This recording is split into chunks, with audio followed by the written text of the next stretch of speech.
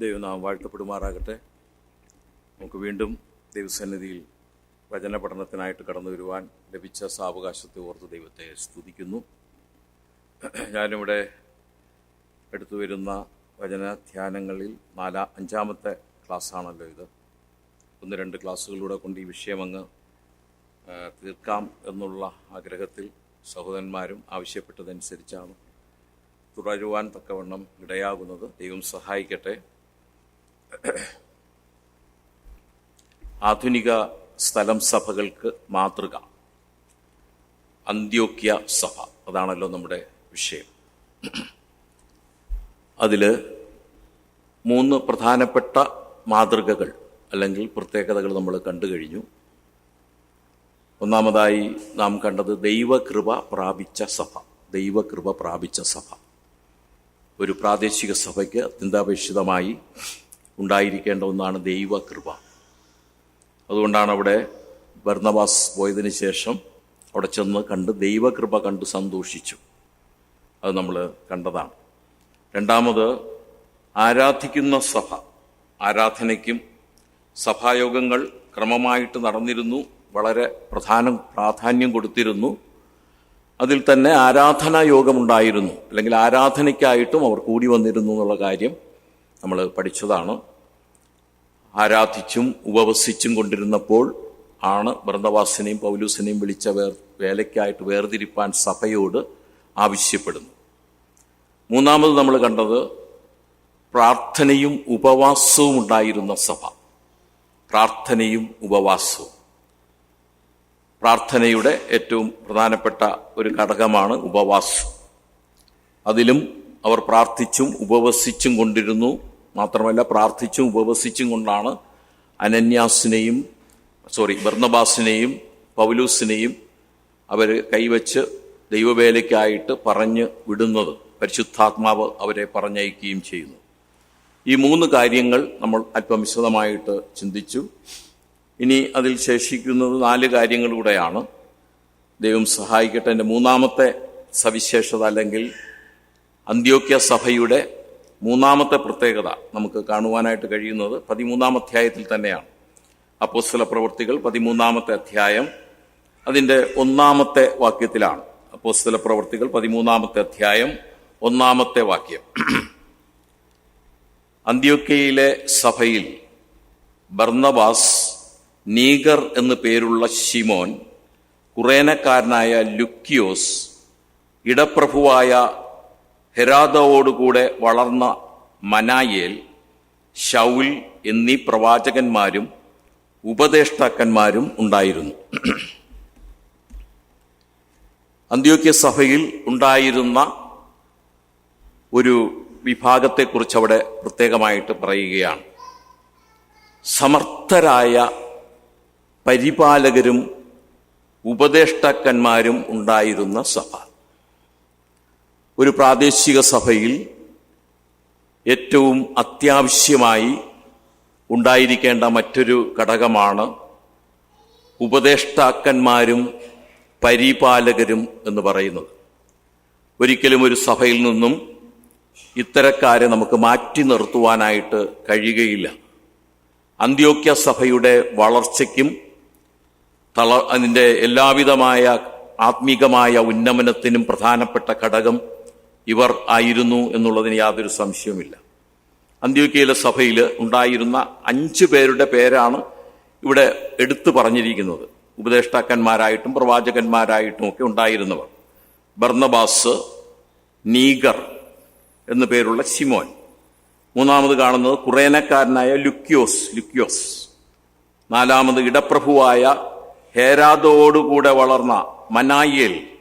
5-ാമത് നമുക്കെല്ലാവർക്കും സുപരിചിതനായ ശൗൽ അല്ലെങ്കിൽ പൗലൂസ് എന്നീ പ്രവാചകന്മാരും ഉപദേഷ്ടാക്കന്മാരും ഉണ്ടായിരുന്നു. അവർ 5 പേര് മാത്രമല്ല, വേറെയും പല ഉപദേഷ്ടാക്കന്മാരും ഒക്കെ ഉണ്ടായിരുന്നതായിട്ട് നമുക്ക് മറ്റു പല ഭാഗങ്ങളിൽ നിന്ന് കാണാനായിട്ട് കഴിയും.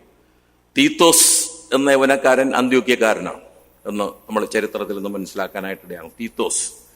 എന്നാൽ പ്രധാനമായിട്ടും ഇവിടെ 5 പേരുടെ പേര് എടുത്തു പറയുന്നു എന്ന് മാത്രമേ ഉള്ളൂ. ഒരു പ്രാദേശിക സഭ ആത്മീക ആരോഗ്യം പ്രാപിക്കുന്നതിന് ശക്തരായ ആത്മീക നേതൃത്വം, ആത്മീക പരിപാലനം ഉണ്ടായിരിക്കേണ്ടത് ഏറ്റവും അത്യാവശ്യമാണ്. പരിപാലകർക്ക് അല്ലെങ്കിൽ ഇടയന്മാർക്ക് കീഴിൽ ആണ് സ്ഥലം സഭ വളരുന്നതും ആത്മീകമായ ആരോഗ്യം പ്രാപിക്കുന്നതും. ഇവിടെ ഉണ്ടായിരുന്ന ചിലരെ കുറിച്ച് നമ്മൾ പേര് പറഞ്ഞു, അവരെക്കുറിച്ച് അല്പമായിട്ട് ചിന്തിച്ചിട്ട് അതിൻ്റെ മറ്റു ഭാഗങ്ങളിലേക്ക് കടക്കാം എന്നാണ് വിചാരിക്കുന്നത്. ബർന്നബാസിനെയാണ് ഇവിടെ ആദ്യം എടുത്ത് പറയുന്നത്. നമുക്കറിയാം, ഈ ബർന്നബാസാണ് ഇവിടെ സഭ രൂപം പ്രാപിച്ചു എന്ന് കേട്ടപ്പോൾ യെരുശലേമിൽ നിന്നും അവിടുത്തെ സഭ, യെരുശലേമിലെ സഭ അന്ത്യോക്യയിലേക്ക് പറഞ്ഞുവിട്ട ഒരു പ്രധാനപ്പെട്ട വ്യക്തിയാണ് ഈ ബർന്നബാസ്. ആദ്യത്തെ പേരായിട്ട് അവിടെ കൊടുത്തിരിക്കുന്നത്. ബർന്നബാസിനെ നമുക്ക് അപ്പോസ്തല പ്രവൃത്തികളുടെ പുസ്തകം 4-ാമത്തെ അധ്യായം അതിൻ്റെ 36-37 വാക്യങ്ങളിൽ കാണാനായിട്ട് കഴിയും. പ്രബോധനപുത്രൻ എന്ന് അർത്ഥമുള്ള ബർന്നബാസ് എന്ന അപ്പോസ്തലന്മാർ മറുപേർ വിളിച്ച കുപ്രദ്വീപുകാരനായ യോസെഫ് എന്നൊരു ലേവ്യൻ തനിക്കുണ്ടായിരുന്ന നിലം വിറ്റ് പണം കൊണ്ടുവന്ന് അപ്പോസ്തലന്മാരുടെ കാൽക്കൽ വച്ചു. ഇതാണ് ബർന്നബാസിനെ കുറിച്ച് നമുക്ക് ആദ്യമായിട്ട് കാണുന്നത്. ഈ ഭാഗത്ത് ബർന്നബാസിന്റെ ചില അടിസ്ഥാന വിവരങ്ങളാണ് ഇവിടെ രേഖപ്പെടുത്തിയിരിക്കുന്നത്. ഒന്നാമത്, കുപ്രദ്വീപുകാരനായ ലേവ്യനാണ്. ലേവ്യ ഗോത്രത്തിൽപ്പെട്ടവനാണ്. എന്നാൽ ലേവ്യൻ എന്ന ഒരു ഭാവം തന്നിൽ ഒരിക്കലും പ്രകടമായിട്ട് കണ്ടില്ല എന്നുള്ളത് പ്രത്യേകതയാണ്. രണ്ടാമത് അവിടെ കാണാനായിട്ട് കഴിയും പ്രത്യേകത, തന്നെ കർത്താവിനായും സുവിശേഷത്തിനായിട്ടും സമർപ്പിക്കപ്പെട്ട ഒരു വ്യക്തി. അതുകൊണ്ടാണല്ലോ തന്നെ കൊടുത്തു എന്ന് മാത്രമല്ല, തനിക്കുണ്ടായിരുന്ന നിലം വിറ്റ് ദൈവസന്നിധിയിൽ സമർപ്പിച്ച ഒരു മഹത് വ്യക്തിയാണ് ബർന്നബാസ്. മൂന്നാമത്, അദ്ദേഹത്തിൽ നിക്ഷിപ്തമായിരുന്ന ആ പ്രത്യേകമായ കഴിവിൽ നിന്നും തനിക്ക് അപ്പോസ്തലന്മാർ കൊടുത്ത ഒരു പ്രത്യേക പേരവിടെ പറയുന്നുണ്ട്. പ്രബോധനപുത്രൻ എന്ന് വിളിക്കപ്പെട്ട യോസെഫ് എന്നാണ് അദ്ദേഹത്തിന്റെ യഥാർത്ഥ പേര്. ശിഷ്യന്മാര് കൊടുത്ത പേരാണ് പ്രബോധനപുത്രൻ, സൺ ഓഫ് എക്സോർട്ടേഷൻ. പ്രബോധനപുത്രൻ ഈ പദത്തിന് മറ്റൊരു അർത്ഥമുണ്ട്, സൺ ഓഫ് കൺസലേഷൻ, ആശ്വസിപ്പിക്കുന്നവൻ എന്ന അർത്ഥവും ഈ ബർന്നബാസ് എന്ന പദത്തിന് നമുക്ക് കാണുവാനായിട്ട് കഴിയും. അപ്പോൾ പ്രബോധനപുത്രനും ആശ്വസിപ്പിക്കുന്നവനുമൊക്കെ ആയിരുന്നു ഈ ബർന്നബാസ്. 11 തന്നെ 23 നമ്മൾ കാണുന്നുണ്ട്, അവൻ ചെന്ന് ദൈവകൃപ കണ്ട് സന്തോഷിച്ചു. അങ്ങനെ ദൈവകൃപ കണ്ട് സന്തോഷിച്ചതിന് ശേഷം താൻ ചെയ്ത കാര്യം അവിടെ പറയുന്നുണ്ട്. എല്ലാവരും ഹൃദയനിർണയത്തോടു കൂടെ കർത്താവിനോട് ചേർന്ന് നിൽക്കുവാൻ പ്രബോധിപ്പിച്ചു. തന്റെ ദൗത്യം ആദ്യമായിട്ട് തന്നെ അവിടെ തുടങ്ങുകയാണ്.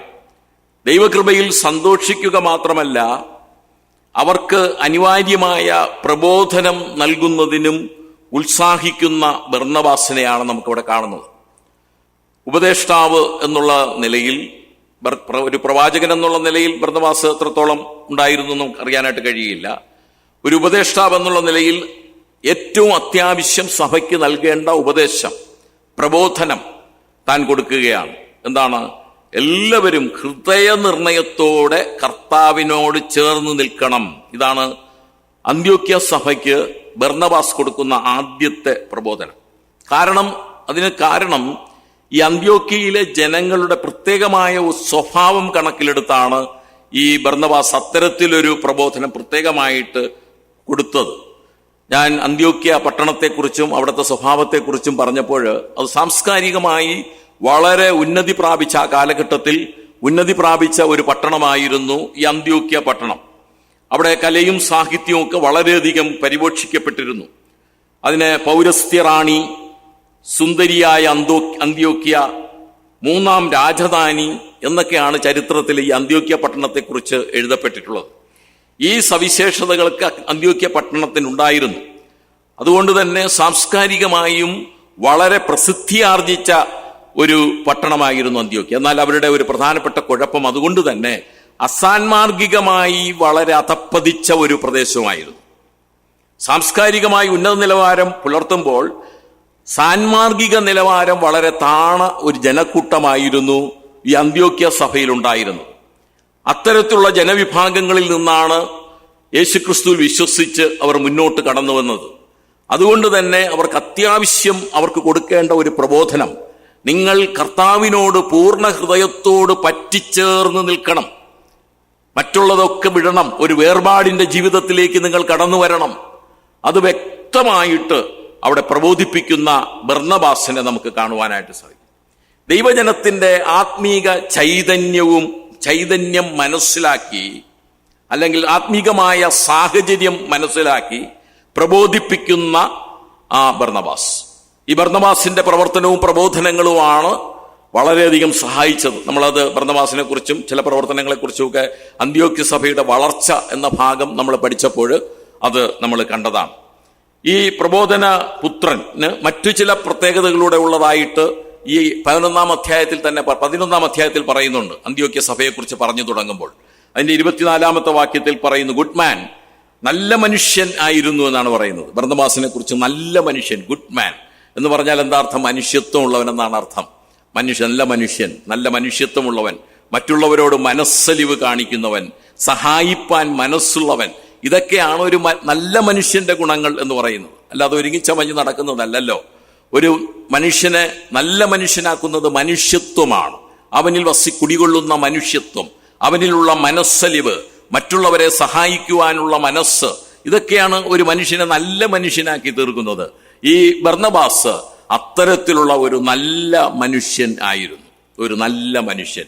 അപ്പോൾ ഇവിടെ ലഭിച്ച ഈ അന്ത്യോക്യ സഭയ്ക്ക് ലഭിച്ച ആ ഉപദേഷ്ടാവ് ഇത്ര നല്ല ഒരു ഉന്നത നിലവാരം പുലർത്തുന്ന വ്യക്തിയാണെന്ന് നമ്മൾ പ്രത്യേകമായിട്ട് മനസ്സിലാക്കണം. രണ്ടാമത് അദ്ദേഹത്തെക്കുറിച്ച് മറ്റൊരു വിശേഷണം 24-ാമത്തെ വാക്യത്തിൽ തന്നെ പറയുന്നുണ്ട്. 11-24 പരിശുദ്ധാത്മാവിനാൽ പരിശുദ്ധാത്മാവിൽ നിറഞ്ഞ ഒരു വ്യക്തി നിർവഹിക്കുന്ന ശുശ്രൂഷകൾ എല്ലാം തന്നെ പരിശുദ്ധാത്മാവിൽ നിന്നും നടത്തുന്ന ശുശ്രൂഷകളാണ്.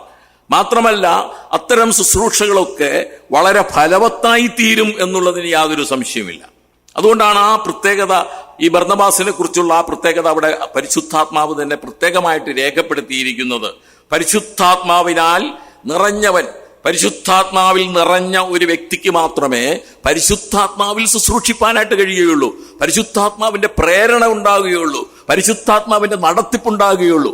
അതുകൊണ്ട് ഈ ഉപദേഷ്ടാക്കന്മാർ, സഭയിലെ നേതൃത്വം പ്രത്യേകിച്ച് പരിശുദ്ധാത്മാവിൽ നിറവ് പ്രാപിക്കേണ്ടത് ആവശ്യമാണ്.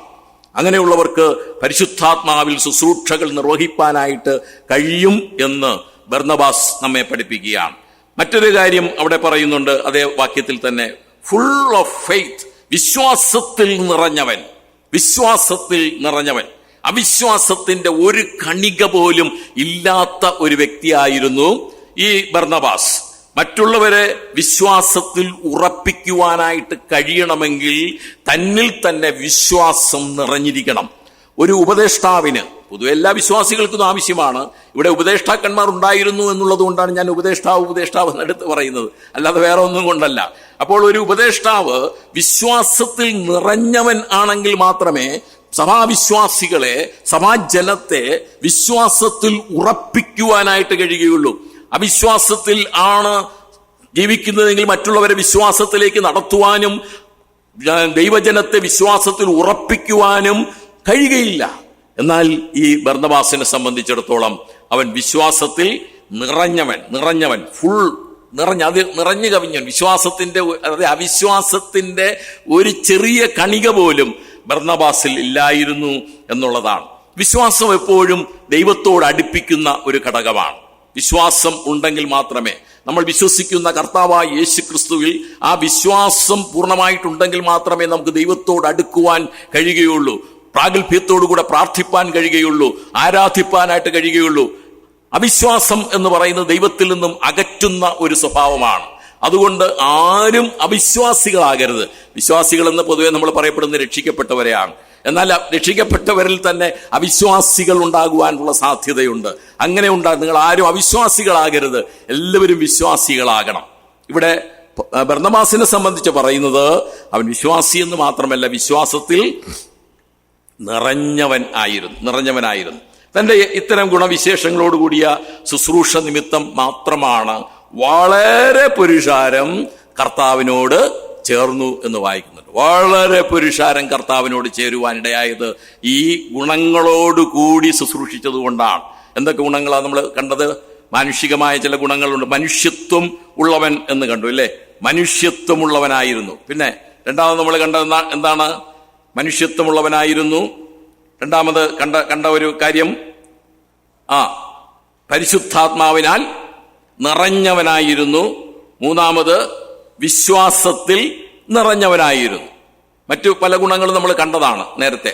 അവന്റെ സമർപ്പണവും അവൻ തനിക്കുള്ളതൊക്കെ വിറ്റതും അവൻ പ്രബോധിപ്പിക്കുന്നതും ഒക്കെ നമ്മൾ കണ്ടതാണ്. അതിൽ കൂടാതെ തന്റെ വ്യക്തിപരമായി അവനിൽ തന്നെ ഉണ്ടായിരുന്ന ചില സ്വഭാവങ്ങളാണ്. പ്രിയമുള്ളവരെ, ഇത്തരം ഗുണവിശേഷങ്ങളോടുകൂടിയ ഒരു നേതൃത്വത്തിന്, ഒരു വിശ്വാസിക്ക് ധാരാളം പേരെ വിശ്വാസത്തിൽ ഉറപ്പിക്കുവാനും ആനയിക്കുവാനും കഴിയും എന്നുള്ളതിന് യാതൊരു സംശയവുമില്ല. ബർന്നബാസ് യഥാർത്ഥത്തിൽ ഒരു ഉപദേഷ്ടാവാകാൻ, ഒരു പ്രധാനപ്പെട്ട വ്യക്തിയാകുവാൻ യോഗ്യതയുള്ള ഒരു വ്യക്തി തന്നെയായിരുന്നു. മറ്റൊരു ഗുണം നമുക്ക് ഈ പ്രത്യേകത ഈ ബർന്നബാസിൽ കാണുവാനായിട്ട് കഴിയും. 9-ാം അധ്യായം 26-27 വാക്യങ്ങൾ നമ്മൾ വായിക്കുമ്പോൾ, അവൻ യെരുശലേമിലെത്തിയാറെ, അവൻ എന്ന് പറയുന്നത് പൗലൂസിനെ കുറിച്ചാണ്. പൗലൂസ് യെരുശലേമിലെത്തിയാറെ ശിഷ്യന്മാരോട് ചേരുവാൻ ശ്രമിച്ചു.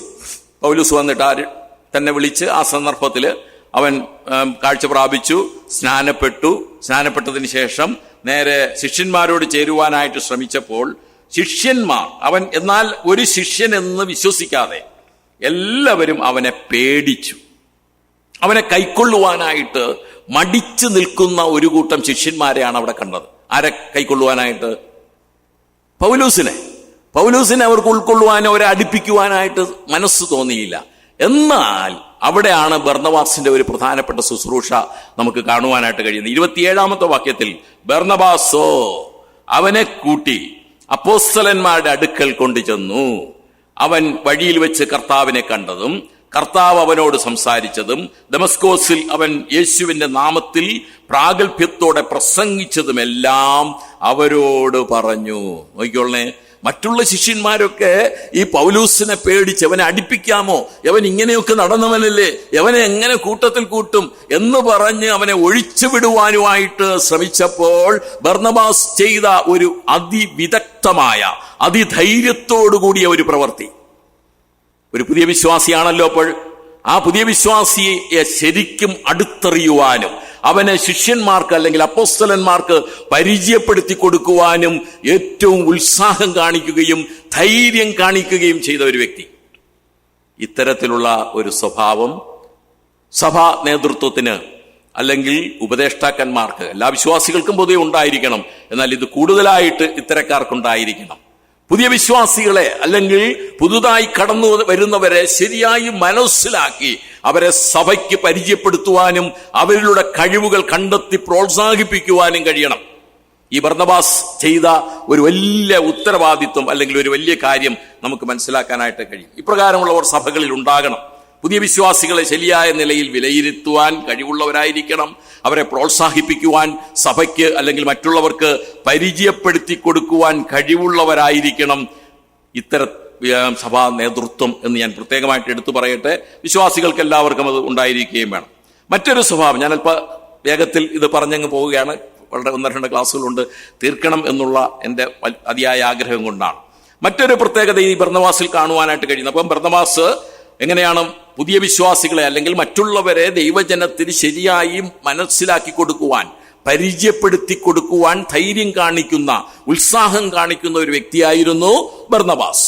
മറ്റൊരു കാര്യം നമുക്ക് കാണുവാനായിട്ട് കഴിയുന്നത് അപ്പോസ്തല പ്രവൃത്തി 14-ാം അധ്യായം അതിന്റെ 8 മുതൽ 18 വരെയുള്ള വാക്യങ്ങൾ വായിക്കേണ്ടതാണ്. അല്പമായിട്ട് ഞാൻ അവിടെ പറഞ്ഞു പോകാം. ബർന്നബാസിനെയും പൗലൂസും നമുക്കറിയാവുന്ന ഭാഗമാണല്ലോ. ബർന്നബാസിനെയും പൗലൂസിനെയും പ്രവർത്തനങ്ങളിൽ ആശ്ചര്യപ്പെട്ട ലുസ്രയിലെ ജനം അവർ ബർന്നബാസിനെയും പൗലൂസിനെയും ദേവന്മാർ എന്ന് പറഞ്ഞു.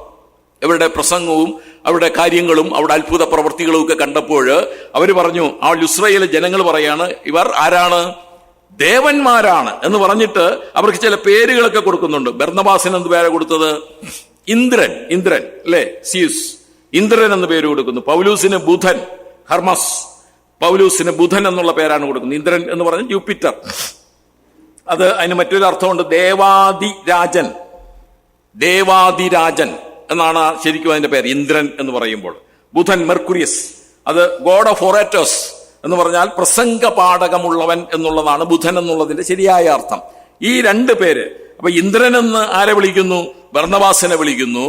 പൗലൂസിനെ വിളിക്കുകയാണ് നീ ബുധനാണ്. ബുധൻ ദേവന്മാരുടെ പേരുകളാണ് അവർ ഉദ്ദേശിച്ചത്. മാത്രമല്ല അവരുടെ പേരിൽ, ഈ പൗലൂസിന്റെയും ബർന്നബാസിന്റെയും പേരിൽ ബലി കഴിക്കുവാനായിട്ട് തുടങ്ങി.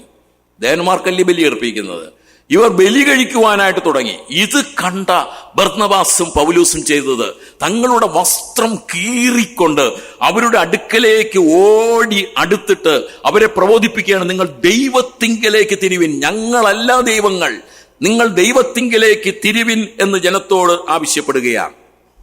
ഇവിടെ എന്തു സ്വഭാവമാണ് ബർന്നബാസിന്റെയും പൗലൂസിന്റെയും വെളിപ്പെടുന്നത്?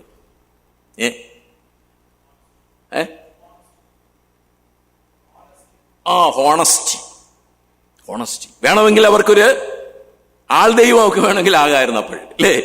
ഒന്ന് സമ്മതിച്ചു കൊടുത്തിരുന്നെങ്കിൽ അവർക്ക് ആൾ ദൈവം ആകായിരുന്നു. അതാണ് മറ്റൊരു ഗുണം. ദൈവാത്മ നിയന്ത്രണത്തിൽ പ്രവർത്തിച്ച്, അല്ലെങ്കിൽ ഹോണസ്റ്റി, സത്യസന്ധതയോടുകൂടെ പെരുമാറി മാനുഷികമായ കെണിയിൽ പെടാത്ത ബർന്നബാസ്. ഒരു വലിയ കെണിയാണ് അവിടെ മുമ്പിൽ വന്നത്. പ്രിയമുള്ളവരെ, നമുക്കും ഇത്തരത്തിലുള്ള കെണികൾ ഈ ഭൂമിയിൽ ഉണ്ടാകുവാൻ സാധ്യതയുണ്ട്. നമ്മെ പിടിച്ച് അല്ലാത്ത ദൈവഹിതമല്ലാത്ത തരത്തിൽ ഉയർത്തിക്കൊണ്ടുവന്ന് അങ്ങനെയുള്ള സ്ഥാനങ്ങളിൽ പ്രതിഷ്ഠിക്കുവാനൊക്കെയുള്ള സാഹചര്യങ്ങൾ നമ്മുടെ ജീവിതത്തിൽ ഉണ്ടാകാം. എന്നാൽ ആ കെണിയിൽ പെടുവാനായിട്ട് പാടില്ല. അത്തരം നമ്മുടെ ചില കഴിവുകൾ മറ്റുള്ളവർ കണ്ട്, പ്രസംഗിക്കുവാനുള്ള കഴിവായിരിക്കാം, മറ്റു കലാവാസനകളായിരിക്കാം, അതൊക്കെ കണ്ട് അതിനെ ചൂഷണം ചെയ്ത് നമുക്ക് ദൈവഹിതമല്ലാത്ത സ്ഥാനങ്ങളിൽ നമ്മെ കൊണ്ട് ഉയർത്തി നിർത്തുവാനായിട്ട് ആഗ്രഹിക്കുന്ന ജനമാണ് നമുക്ക് ചുറ്റുമുള്ളത്. അങ്ങനെയുള്ള ഒരു സാഹചര്യമാണ് ഇവരുടെ ജീവിതത്തിലും വന്നത്, പൗലൂസിന്റെയും ബർന്നബാസിന്റെയും. എന്നാൽ അവരതിന് വഴങ്ങുന്നില്ല. ഒരാൾ ദൈവം ആകുവാനുള്ള അവസരമെല്ലാം ഉണ്ടായിട്ടും അതിനെയൊക്കെ ഉപേക്ഷിച്ചുകൊണ്ട് ദൈവഹിതത്തിന് കീഴടങ്ങി. ആ കീഴടങ്ങിയതുകൊണ്ട് അവർക്ക് എന്താ കിട്ടിയത്? മനുഷ്യരിൽ നിന്ന് കിട്ടിയ എന്താണ്? ബർന്നബാസിനെയും പൗലൂസിനെയും കല്ലെറിഞ്ഞിട്ട് അവിടെ സംഭവിച്ചത്, പൗലൂസ് ജീവനില്ലാത്തവനെ പോലെ ആയി, അവന്റെ ബോധം നഷ്ടപ്പെട്ടു, മരിച്ചവനെ പോലെ ആയി എന്നാണ് നമ്മൾ അവിടെ വായിക്കുന്നില്ലേ. അപ്പോൾ ജനങ്ങളൊക്കെ വിചാരിച്ചു പൗലൂസ് മരിച്ചുപോയി എന്ന് പറഞ്ഞപ്പോൾ അവനെ ആ മരിച്ചു എന്ന് വിചാരിച്ച് അവർ ഈ പൗലൂസിനെ പിടിച്ച് വലിച്ചിഴച്ചു കൊണ്ടുവന്ന് പട്ടണത്തിന് പുറത്തിട്ടു. അങ്ങനെ മരിച്ചവനെ പോലെ ആക്കിയില്ലെങ്കിൽ ഒരുപക്ഷെ കൊന്നുകളയുമായിരുന്നിരിക്കും. അതുകൊണ്ടായിരിക്കും അങ്ങനെ ആക്കിയത് ദൈവം. അപ്പോൾ അവിടെ പട്ടണത്തിന് പുറത്ത് കൊണ്ടുവന്നിട്ടപ്പോൾ അവൻ വളരെ ധൈര്യത്തോടുകൂടെ ഉത്സാഹത്തോടുകൂടെ എണീറ്റു. അവർ മടിച്ചില്ല. ഈ എതിർപ്പുകളിലൊന്നും പതറിപ്പോയില്ല. അവർ എണീറ്റിട്ട് പിന്നെ എന്ത് ചെയ്തു എന്ന് വായിക്കുന്നുണ്ട്. ലുസ്രയിലും അന്ത്യോക്യയിലും മടങ്ങിച്ചെന്ന് വിശ്വാസത്തിൽ നിലനിൽക്കുവാൻ പ്രബോധിപ്പിച്ചു. വളരെ ആത്മീക തീഷ്ണതയുള്ള ഒരു വ്യക്തിയാണ് ബർന്നബാസ്. പൗലൂസ് വളരെ മറ്റേ കാര്യത്തിലും, ആ കൊല്ലുന്ന കാര്യത്തിലും തീഷ്ണതയായിരുന്നു. ദൈവജനത്തിന് വിരോധമായി പ്രവർത്തിക്കുമ്പോൾ അവൻ തീഷ്ണത അതിൽ കാണിച്ചിട്ടുണ്ട്. അവൻ വിചാരിച്ചത് ദൈവഹിതമാണ് നിറവേറ്റുന്നതെന്ന് പറഞ്ഞുകൊണ്ടാണ് അവൻ ഈ ദൈവജനത്തിനെതിരെ പോരാടിയത്. എന്നാൽ അതിൽ തീഷ്ണത കാണിച്ചവൻ ഇതിലൂടെ തീഷ്ണത കാണിക്കുന്നു. അത് നമുക്ക് വേണമെങ്കിൽ ടാലിയായിട്ട് എടുക്കാനായിട്ട് കഴിയും. എന്നാൽ ബർന്നബാസിനെ സംബന്ധിച്ചിടത്തോളം പൗലൂസിനോടൊപ്പം നിന്ന് കഷ്ടത ഏറ്റുവാങ്ങി അവനോടൊപ്പം നിൽക്കുവാനും പോരാടുവാനും മനസ്സുവെച്ച ബർന്നബാസ്. എത്ര നല്ല ധൈര്യശാലിയാണ് ബർന്നബാസ്. തളർന്നു പോകാതെ, കഷ്ടതകളിൽ തളർന്നു പോകാത്ത, താണുപോകാത്ത, ധൈര്യത്തോടെ പ്രവർത്തിക്കുന്ന ഒരു ബർന്നബാസ്. ഈ ബർന്നബാസാണ്, പൗലൂസാണ് ഈ അന്ത്യോക്യ സഭയുടെ ഉപദേഷ്ടാക്കന്മാരിൽ ചിലരായിരുന്നു. നമ്മൾക്ക് ഈ ഇത്തരത്തിലുള്ള എന്തെങ്കിലുമൊക്കെ ഗുണങ്ങൾ, കർത്താവിന് വേണ്ടി കഷ്ടം സഹിപ്പാൻ, അപമാനം ഏൽക്കുവാൻ മനസ്സുണ്ടോ? അതൊക്കെ നമ്മുടെ ജീവിതത്തിൽ ഉള്ളതാണ്, ദൈവം വച്ചിട്ടുള്ളതാണ്, അല്ലേ? ദൈവം പറഞ്ഞ് യോഹന്നാന്റെ സുവിശേഷം അതിന്റെ 15 അവസാനവും 16 വാക്യവും 16 1 മുതൽ 6 വരെയുള്ള വാക്യങ്ങളിലും നമ്മൾ വായിക്കുമ്പോൾ പ്രത്യേകം മനസ്സിലാക്കുന്നുണ്ട്. ലോകത്തിൽ നിന്ന് ഒരു വിശ്വാസിക്ക്, ശിഷ്യന്മാർക്ക് നേരിടുന്ന എതിർപ്പുകൾ, ലോകത്തിൽ നിന്നും, മത നേതാക്കന്മാരിൽ നിന്നും, രാജാക്കന്മാരിൽ നിന്നും, ലോക ജനങ്ങളിൽ നിന്നും ഒക്കെ നിങ്ങൾക്ക് എതിർപ്പ് നേരിടുമെന്ന് ആ മാളികമുറി പ്രഭാഷണത്തിന്റെ അവസാനത്തിൽ ശിഷ്യന്മാരെ പ്രബോധിപ്പിക്കുന്നുണ്ട്. ലോകം എന്നെ പകച്ചുവെങ്കിൽ നിങ്ങളെയും പകയ്ക്കും. ലോകം എന്നെ പകച്ചുവെങ്കിൽ നിങ്ങളെയും പകയ്ക്കും. നിങ്ങൾ ലോകത്തിന് അനുരൂപരാകാതിരിക്കുന്നത് കൊണ്ട് അവർ നിങ്ങളെ പകയ്ക്കും. മാത്രമല്ല മത നേതാക്കന്മാർ നിങ്ങളെ പള്ളിഭ്രഷ്ടർ എന്നെണ്ണും. മാത്രമല്ല അവിടെ പറയുന്ന മറ്റൊരു കാര്യം, നിങ്ങളെ കൊല്ലുന്നവർ ദേവന്മാർക്ക് ബലി കഴിക്കുന്നു എന്ന് അവർ വിചാരിക്കും. അപ്പോൾ ഈ മതപീഡനകളും അല്ലെങ്കിൽ ക്രിസ്തീയ പീഡനകൾ ദൈവം മുന്നമേ കണ്ട് താൻ ക്രൂശിലേക്ക് കയറുന്നതിന് മുമ്പ് തന്നെ മുൻകണ്ടുകൊണ്ട് ശിഷ്യന്മാരെ ആ മാളിക മുറിയിൽ വെച്ച് പറഞ്ഞ് പ്രബോധിപ്പിക്കുന്നതാണ്. നിങ്ങൾക്ക് കഷ്ടമുണ്ട്. പലാറിന്റെ അവസാനം ഇങ്ങനെയാണല്ലോ പറഞ്ഞു നിർത്തുന്നത്, നിങ്ങൾക്ക് ലോകത്തിൽ കഷ്ടമുണ്ടോ എങ്കിലും ധൈര്യപ്പെടുവിൻ, ഞാനോ ലോകത്തെ ജയിച്ചിരിക്കുന്നു. ഈ വാക്കുകൾ, ശിഷ്യന്മാർക്ക് നൽകിയ വാക്കുകൾ ഇവരുടെ ജീവിതത്തിൽ അന്വർത്ഥമായി, വളരെ അന്വർത്ഥമായി. കഷ്ടം സഹിപ്പാൻ സന്നദ്ധരായ ഒരു കൂട്ടം ഉപദേഷ്ടാക്കന്മാർ, ഒരു കൂട്ടം ഒരു വിശ്വാസികൾ, അവർക്ക് മാനുഷിക കെണിയിൽപ്പെട്ടുപോയില്ല എന്ന് മാത്രമല്ല, അവരുടെ വിശ്വാസത്തിന് വേണ്ടി അവർ പോരാടുവാൻ, എന്ത് ത്യാഗവും സഹിപ്പാൻ മനസ്സുള്ള ബർന്നബാസിനെയാണ് നമുക്ക് അവിടെ കാണുവാനായിട്ട് കഴിയുന്നത്. മറ്റൊരു പ്രത്യേകത 11:22 നമ്മൾ ആദ്യത്തെ ഫസ്റ്റ് ക്ലാസ്സിൽ വായിച്ചതാണ്. അവരെക്കുറിച്ചുള്ള വാർത്ത യവനന്മാരുടെ വിശ്വാസത്തെക്കുറിച്ചുള്ള വാർത്തയാണ്. 11:22 യെരുശലേം സഭയിലെത്തിയപ്പോൾ അവർ ബർന്നബാസിനെ അന്ത്യോക്യോളം പറഞ്ഞയച്ചു. എന്തുകൊണ്ടാണ് ഇങ്ങനെ ഒരു വാർത്ത യെരുശലേമിൽ എത്തിയപ്പോൾ? അവിടെ ആരൊക്കെ ഉണ്ട് യെരുശലേം സഭയിൽ? ശിഷ്യന്മാരൊക്കെ ഉണ്ട്, അപ്പോസ്തലന്മാരൊക്കെ ഉണ്ട്. ഈ സംഭവം നടക്കുന്നതിന് മുമ്പ് എന്ന് പറഞ്ഞാൽ കുറെ പേരൊക്കെ അവിടെ ചിതറിപ്പോയി നമ്മൾ വായിക്കുന്നുണ്ട്. അപ്പോസ്തലന്മാരൊഴികെ പോയെന്നാണ് വായിക്കുന്നത്. അപ്പോസ്തലന്മാർ നമ്മൾ പറഞ്ഞ ശമരിയയിൽ വിശ്വാസികൾ ഇങ്ങനെ വന്നപ്പോൾ അവിടെ പറഞ്ഞു വിട്ടത് ആരെയാണ്? യെരുശലേം സഭ പറഞ്ഞു വിട്ടത്. ക്ലാസ്സിൽ ഓർപ്പിച്ചതാ. ആരെയാ പറഞ്ഞു വിട്ടത്? പത്രോസിനെയും യോഹന്നാനെയാണ് ശമരിയയിലേക്ക് പറഞ്ഞു വിട്ടത്, ഇല്ലേ? എന്നിട്ടാണ് പിന്നെ ഫിലിപ്പോസ് പോകുന്നത്. അപ്പോൾ ഇവിടെ അവർ നോക്കിയപ്പോൾ ഈ യവനന്മാരും കൂടെ ചേർന്ന് വന്ന ഈ സഭയിൽ, അന്ത്യോക്യ സഭയില് പറഞ്ഞയക്കുന്നതിന് യുക്തമായ ഒരു വ്യക്തിയെ, ഏറ്റവും യോഗ്യനായ ഒരു വ്യക്തിയെ കണ്ടത് ബർന്നബാസിലാണ്. ഈ അന്ത്യോക്യ എന്ന് പറയുന്നത് നമുക്കറിയാം വളരെ യവനന്മാരും കൂടെ ഉള്ള ഒരു സഭയായിരുന്നല്ലോ. അതുകൊണ്ടാണ് അവർ അന്ത്യോക്യയോളം ബർന്നബാസിനെ പറഞ്ഞയച്ചത്. ചെറിയ ദൂരത്തൊന്നുമല്ല. ഞാൻ പറഞ്ഞു, യെരുശലേമിൽ നിന്ന് ഏതാണ്ട് 500 കിലോമീറ്റർ അകലെ കിടക്കുന്ന ഒരു പട്ടണമാണ് അന്ത്യോക്യ. അപ്പോൾ അവിടേക്ക് പറഞ്ഞു വിടുവാൻ യോഗ്യനായിട്ട്, പോകുവാൻ തയ്യാറുള്ളവനായിട്ട്, ഉത്സാഹമുള്ളവനായിട്ട് കണ്ടത് ബർന്നബാസിനെയാണ്. ഏറ്റവും യെരുശലേം സഭയുടെ നല്ലൊരു സ്വഭാവമാണത്. മറ്റുള്ള സ്ഥലങ്ങളിലേക്ക്, പുതിയ വിശ്വാസികളുടെ അടുത്തിലേക്ക് പ്രാഗൽഭ്യമുള്ള ആൾക്കാരെ പറഞ്ഞയക്കുകയും അവരെ വിശ്വാസത്തിൽ ഉറപ്പിക്കുകയും എന്നുള്ളത്. ഇപ്രകാരം പറഞ്ഞുവിടുവാനായിട്ട് യോഗ്യനും അതുപോലെ പുറപ്പെടുവാൻ തയ്യാറുമുള്ള ഒരു ബർന്നബാസ്, ഇങ്ങനെയുള്ള ബർന്നബാസുകൾ സഭയ്ക്ക് അനുഗ്രഹീതമാണ്. എവിടെയെങ്കിലുമൊക്കെ ഒരു വിശ്വാസി, അതായത് നമ്മൾ പലരും വിളിക്കാറുണ്ട്, ഇന്ന സ്ഥലത്ത് ഒരാളുടെ അടുത്ത് സുവിശേഷം പറഞ്ഞിട്ടുണ്ട്, നിങ്ങളൊന്ന് ചെന്ന് കണ്ടാൽ കൊള്ളാം എന്നൊക്കെ പറഞ്ഞ് ചിലർ വിളിക്കാറുണ്ടല്ലോ, ഇല്ലേ? വിളിക്കാറുണ്ട്. പലരെയും വിളിച്ച് അറിയപ്പെടുന്നുണ്ട്. ഇന്ന സ്ഥലം ഗൾഫിൽ നിന്ന് ഇന്നാൾ വന്നിട്ടുണ്ട്, അവിടെ സുവിശേഷമൊക്കെ ആയിട്ട് താല്പര്യമുള്ള ആളെ ചെന്നൊന്ന് കാണണം. നമ്മൾ എത്ര പേര് ഉത്സാഹിക്കും?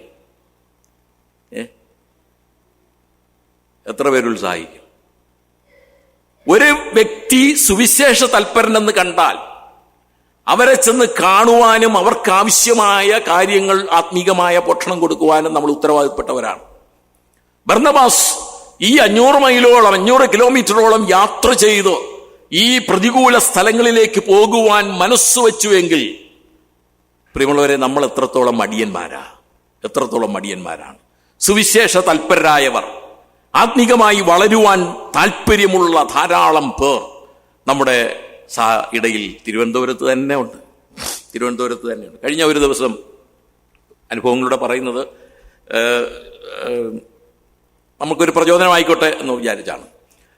ഒരു സുവിശേഷൻ എന്നെ വിളിച്ച് പറഞ്ഞു, ഒരു സ്ഥലത്ത്, വെള്ളനാട് എന്നാണ്, ഞാനൊരു പ്രവർത്തനത്തിനും അവിടെ ഇവരാണ് കൂടുതലുള്ളത്, ശാബദ മിഷൻ്റെ വളരെ ഇതൊക്കെ ഉള്ളതാണ്. പക്ഷേ ശാബദ മിഷൻ സഭ ഇപ്പോൾ ശോഷിച്ചു കൊണ്ട് വിശ്വാസികൾ അവിടെ പോയിക്കൊണ്ടിരുന്നവർ വളരെ നിരാശയിലാണ്. അങ്ങനെ അവിടെ കടന്നു പോകാനായിട്ടിടയായി. എൻ്റെ ചില ബന്ധുക്കൾ അവിടെ ഉണ്ടായിരുന്നു. അവരിൽ ചിലർ സുവിശേഷം കേൾക്കുവാനും അവർ വളരെ ഉത്സാഹത്തോടുകൂടെ മുന്നോട്ട് വരുവാനൊക്കെ താല്പര്യം പ്രകടിപ്പിച്ചിട്ടുണ്ട്. സാറേ, എന്താ ചെയ്യേണ്ടത്? ഞാൻ പറഞ്ഞു, അവരെ കൂട്ടിവരുത്താനായും അവരെ ചെന്ന് കണ്ട് ഉത്സാഹിപ്പിക്കുവാനും നമ്മൾ ശ്രമിക്കണം. അങ്ങനെ ആ വ്യക്തി അവിടെ ഒരു വീട് വാടകയ്ക്ക് എടുത്തു. ആ സുവിശേഷകൻ ഒരു പൊളിഞ്ഞ വീടാണ്. പൊളിഞ്ഞ വീടെന്ന് പറഞ്ഞാൽ വളരെ പഴയ വീടാണ്. വളരെ തുച്ഛമായ ഒരു വാടക കിട്ടിയത് കൊണ്ടാണ് അങ്ങനെ എടുത്തത്. അതിന് ഉദ്ദേശ്യവും പറഞ്ഞു, ഇന്നാണ് ഈ വീടിൻ്റെ ഉദ്ദേശ്യം. സാറിന് എന്നെ അത് വീട് വാടക എടുത്തിട്ട് വിളിച്ചു പറഞ്ഞു, സാറേ ഒരു 15 ചെയറെങ്കിലും വേണം, ഒരു മേശയും വേണം. ആ സുവിശേഷന് വളരെ ബുദ്ധിമുട്ടിൽ കൂടെ കടന്നു പോകുന്ന വ്യക്തിയാണ്. അതിനെന്താ, ധൈര്യമായിട്ട് മുന്നോട്ട് പോ, ചെന്ന് വിലയൊക്കെ ചോദിച്ചിട്ട് വാ, നമുക്ക് വാങ്ങിക്കാം. എനിക്കറിയാം അവനുള്ള ഈ ആഗ്രഹിക്കുന്ന ഇത് തൻ്റെ വ്യക്തിപരമായ ആഗ്രഹമല്ല, മറ്റുള്ളവരെ നടത്താമെന്ന്. ഞാനൊരു സഹോദരനെ വിളിച്ചു പറയാതെ തന്നെ ഒരു കൂട്ടായ്മ എനിക്ക് അയച്ചു തന്നു. ഞാൻ ഉടനെ ആ സഹോദരൻ മെസ്സേജ് ഇട്ടു, ഇന്നൊരു ആവശ്യമുണ്ട്, സഹോദരൻ അയച്ചു തന്ന കൂട്ടായ്മയിൽ പകുതി ഞാൻ അതിനുവേണ്ടി വിനിയോഗിക്കുകയാണ്. ഓക്കെ എന്ന് പറഞ്ഞു. പകുതി മറ്റൊരാവശ്യത്തിന് വേണ്ടി വിനിയോഗിക്കുകയാണെന്ന് പറഞ്ഞു. എന്നിട്ട് പോകാനുള്ള എല്ലാ തയ്യാറെടുപ്പ് എടുത്ത് അത് ചെന്ന് വിലയൊക്കെ ചോദിച്ചു വന്നിരിക്കുകയാണ്. പ്രിയമുള്ളവരെ, ആ കേൾക്കുവാൻ, സുവിശേഷം കേൾക്കുവാൻ നമ്മുടെ അടുത്ത വെള്ളനാട്, കുറിയാക്കോടിന്റെ അപ്പുറം കാട്ടാക്കടയ്ക്ക് അപ്പുറം, ആ ഭാഗത്ത് നമ്മുടെ സഭകളൊന്നുമില്ല. മരത്തകടിയിലുണ്ട്, കുറെ ഒരു 8-10 കിലോമീറ്റർ മാറിയ അപ്പുറം ഇപ്പുറം സഭകളൊക്കെ ഉള്ളൂ. വെള്ളനാട് എന്ന് പറയുന്ന സ്ഥലത്ത് നമുക്ക് സഭകളൊന്നുമില്ല. അപ്പോൾ അവിടെ ഒരു വിശ്വാസി കൂട്ടം വരുന്നു എന്ന് കേൾക്കുമ്പോൾ, സുവിശേഷ തൽപരരായ ചിലർ ഉണ്ട് എന്നറിയുമ്പോൾ അവിടെ പോകുവാനും പ്രവർത്തിക്കുവാനും അവരെ ആത്മീകമായി വളർത്തുവാനും ഉത്സാഹം കാണിക്കുന്ന ബർന്നബാസിനെ പോലെയുള്ളവർ സഭയ്ക്ക് ആവശ്യമാണ്. എന്നാലും സഭ വളരുകയുള്ളൂ. സഭയിൽ നിന്നും മറ്റു ഉപസഭകൾ അല്ലെങ്കിൽ മറ്റു പ്രദേശങ്ങളിൽ സഭകൾ രൂപം പ്രാപിക്കുകയുള്ളൂ. അത് അത്യാവശ്യമാണ്. ഈ ബർന്നബാസിനെ സംബന്ധിച്ചിടത്തോളം, അയ്യോ എനിക്ക് ഇത്രയും ദൂരെ ഒന്നും പോകാൻ പറ്റില്ല, ഞാൻ ഇവിടെ അങ്ങ് കഴിഞ്ഞുകൂടിക്കോളാം, യെരുശലേം സഭ അവിടെ വളരെ കാര്യങ്ങൾ ചെയ്യുവാനായിട്ടുണ്ടല്ലോ, ഞാനിവിടെ കഴിഞ്ഞുകൂടിക്കോളാം എന്നല്ല ബർന്നബാസ് പറഞ്ഞത്.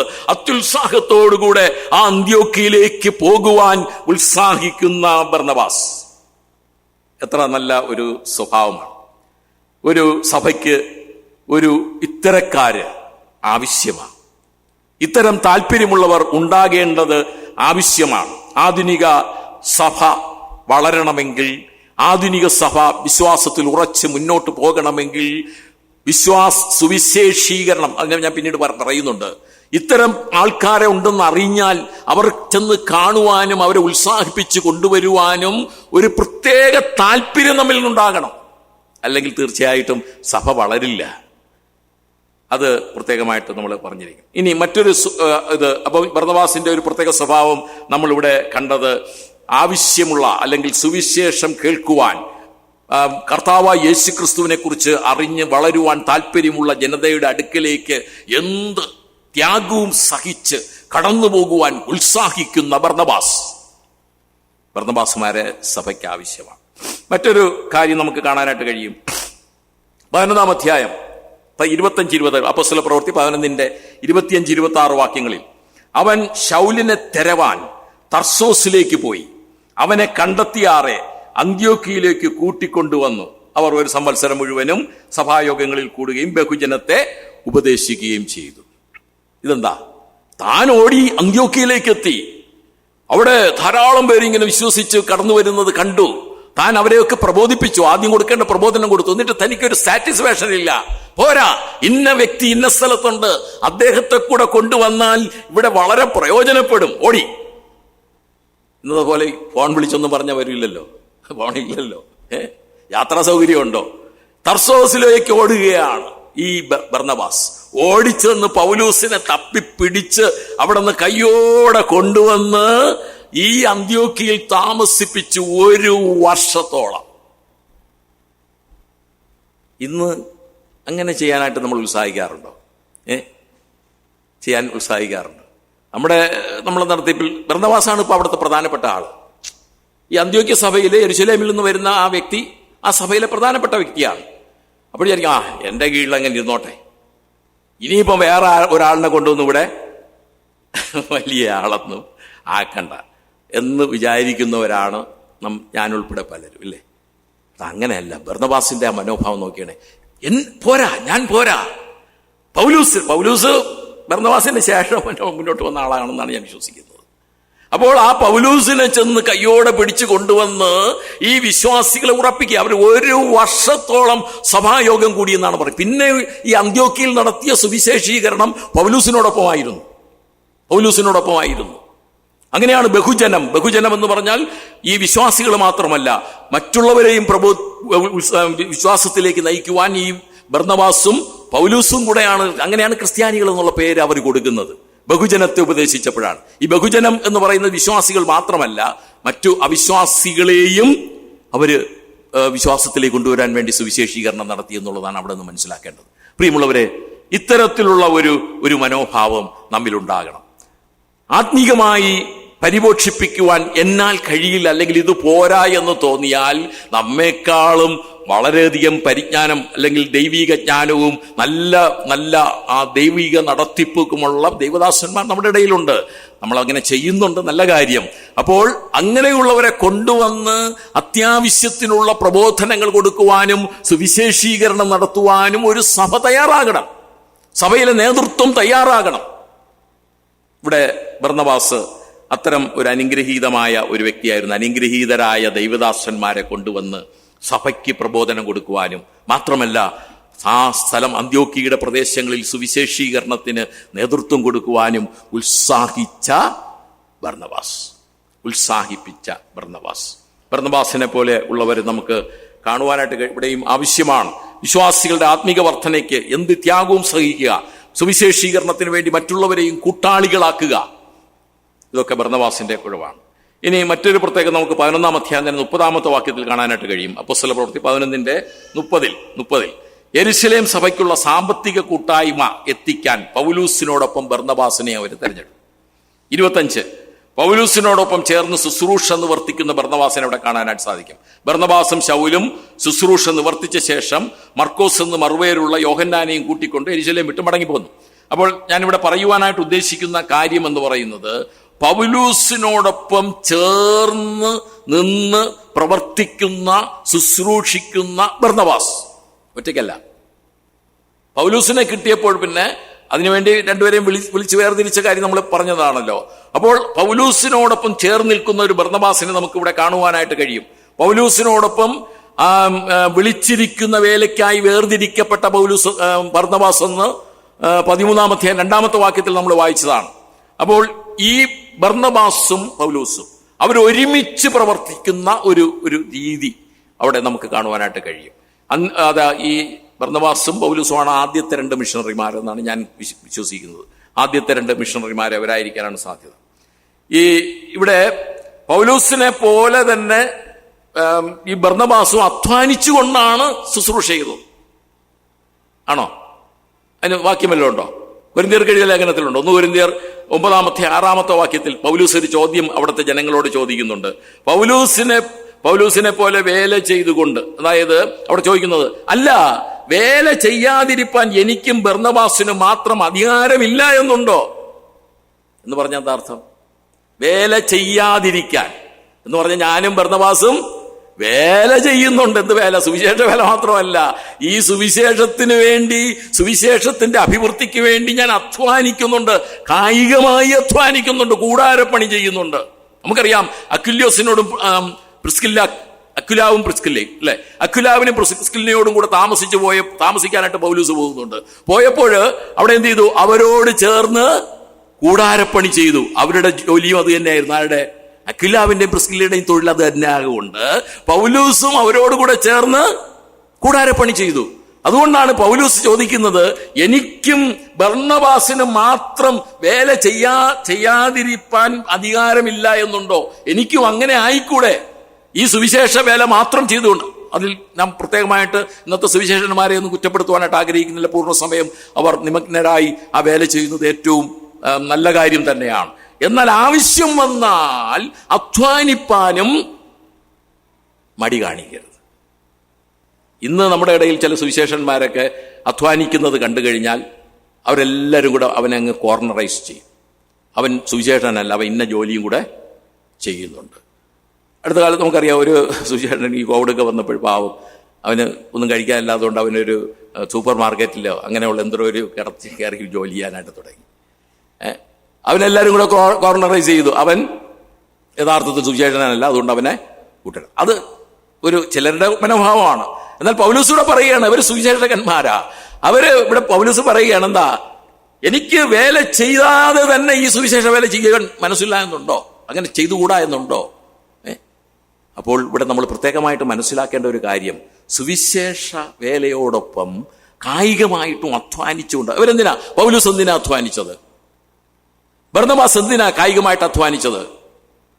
എനിക്കും കൂടെയുള്ളവർക്കും വേണ്ടി എന്ന് പറയുന്നുണ്ട്. എനിക്കും കൂടെയുള്ളവർക്കും വേണ്ടി ഉപജീവനത്തിന് ഞാൻ നിമിത്തം ആർക്കും മറ്റുള്ളവർക്ക് ഒരു ഭാരമായി തീരരുത്, അതിനുവേണ്ടി.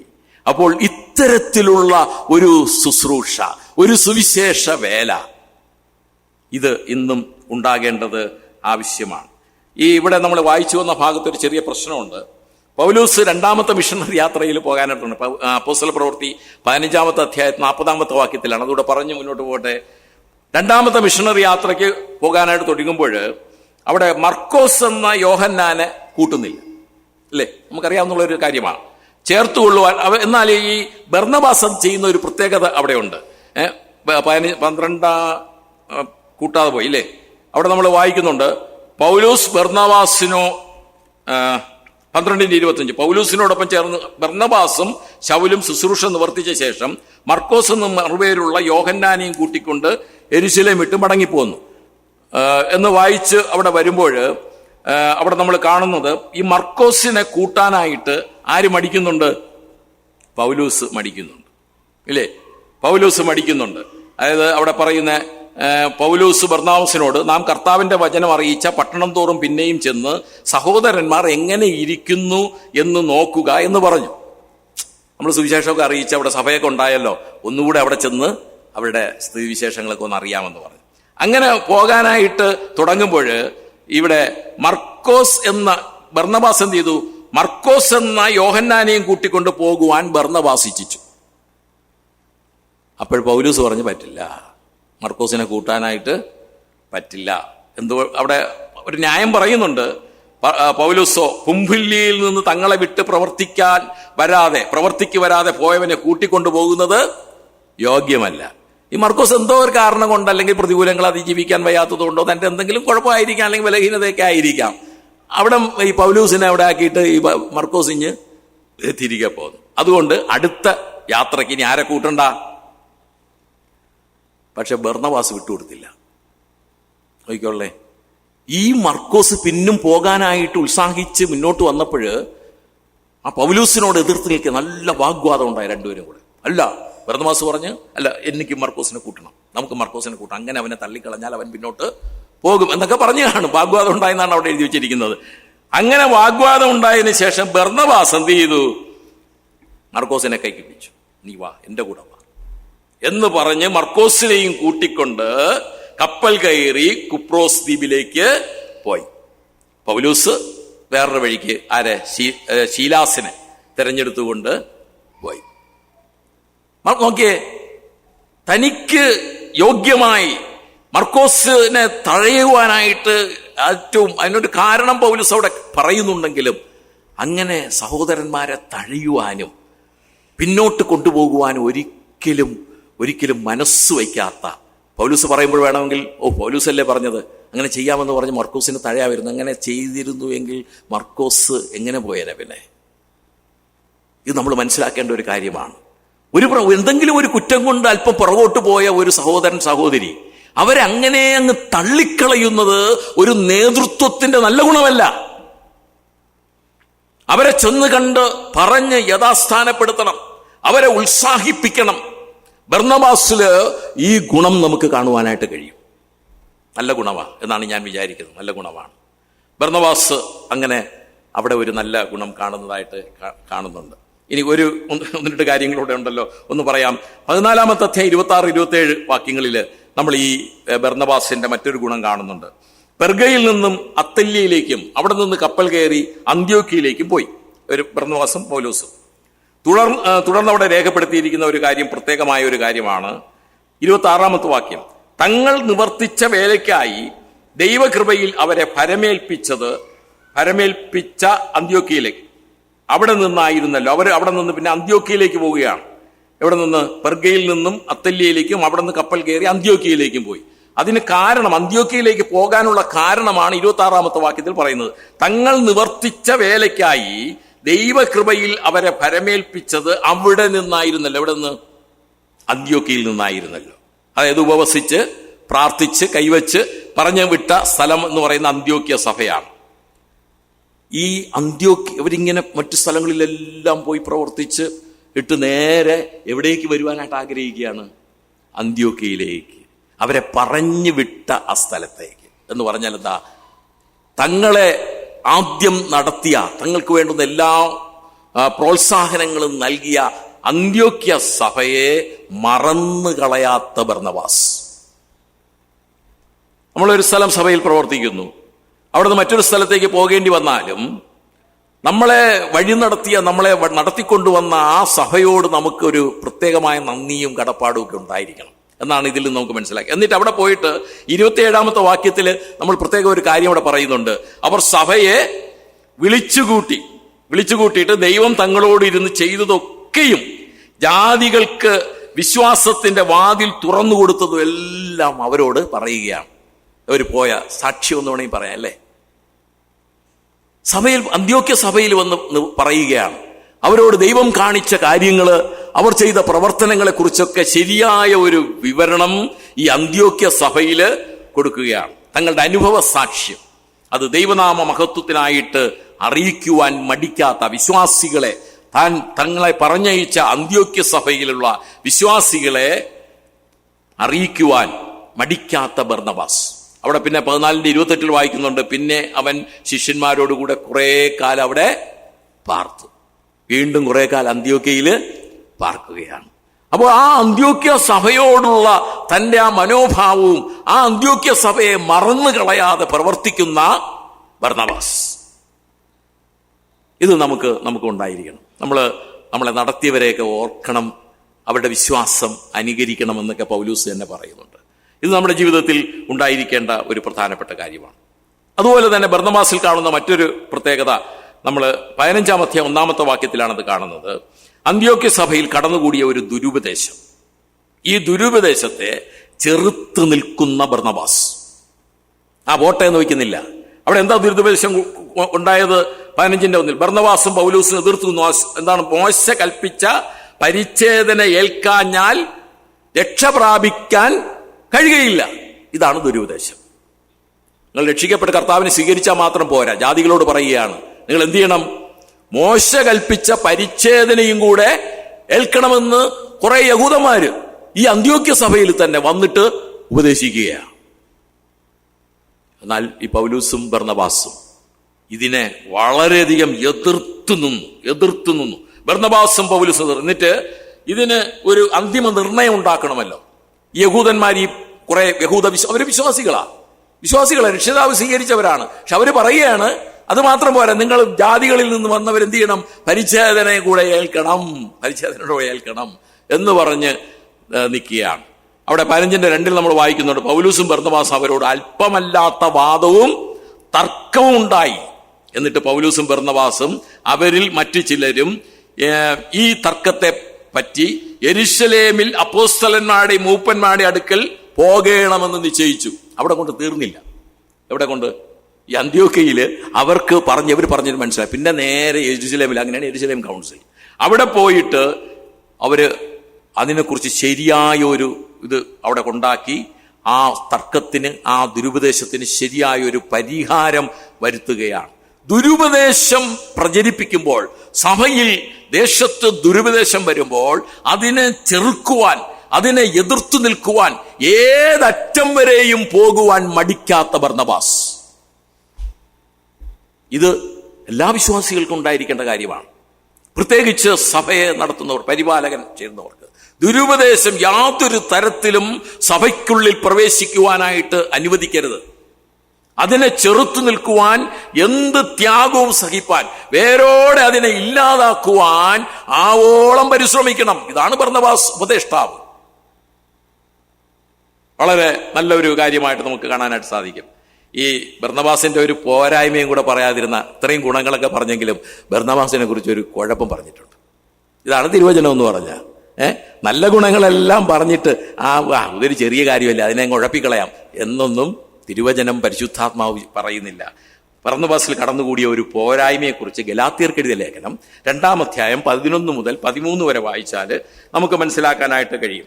അത് പറയുന്നത്, എന്നാൽ പത്രോസിന്റെയും കൂടെ ഉണ്ട്, കേഫാവ് അന്ത്യോക്യയിൽ വന്നാറേ, ഇത് അന്ത്യോക്യയിൽ വെച്ച് നടക്കുന്നതാണ് ഈ സംഭവം, പരിച്ഛേദനയുമായിട്ട് ബന്ധപ്പെട്ടതല്ല. വന്നാറേ അവനിൽ കുറ്റം കാണുകയാൽ ഞാൻ അഭിമുഖമായി എതിർത്തു. ആര്? പൗലൂസ് പത്രോസിനോട്. കേഫാവ് എന്ന് പറഞ്ഞാൽ പത്രോസാണ്. പത്രോസിനോട് എതിർത്തു.